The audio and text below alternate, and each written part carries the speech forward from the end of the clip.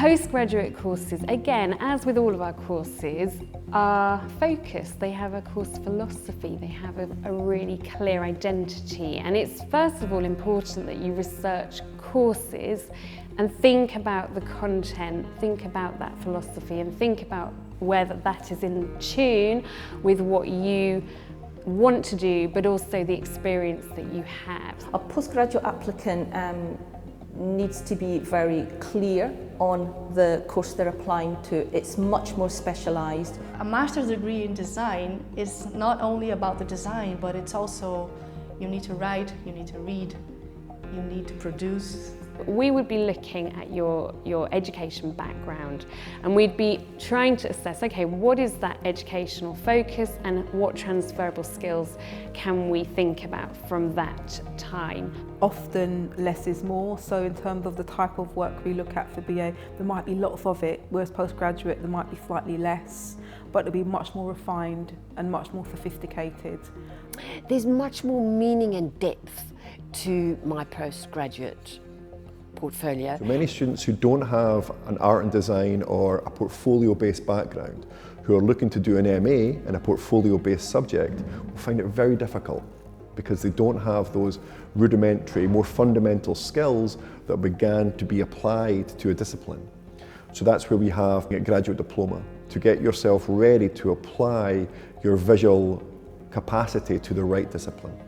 In a sense, what you start with is a research question. You're basically stating, what am I going to do? You know, what am I going to investigate? I would say you're asking yourself a question. You know, what am I trying to investigate? How am I trying to do this? For my study proposal, I had proposed both working in sustainable fashion and exploring avenues within that, which I am currently still doing to a huge extent, especially with LCF's networks and opportunities. They're a huge advocate for that, and they have lots to tap into there. Good to put a lot of thought into what your project's going to be about, and then they will steer you, and of course it'll develop in different ways. The next kind of area I would think in a study proposal was about the context. So you're kind of trying to contextualise what it is connects you to that area. So you're asking, what am I trying to investigate and who informs that investigation? I would very much expect that within your study proposal there is referencing of your contemporaries within your discipline. Now, be that from sustainable fashion or architecture. You will be building on the work that has previously been done by other people. And how you reference that ethically and appropriately is incredibly important within your portfolio. Just maturing as a person, I think coming in as an adult and kind of knowing what you like and what you want to study and your direction, I think is really important. If you're applying for a postgraduate course and you didn't do the degree in that subject, we still welcome you. We still want to see creative, ambitious, talented people. If you're applying for a different postgraduate course, hopefully you've done your research. Hopefully you know that that's the right course for you. Hopefully you know that this is the subject area you now want to move into. So how do you show that in a portfolio? If you're applying to a postgraduate course, but your undergraduate is being a very different experience, we want to see where your perspective has been informed about that course.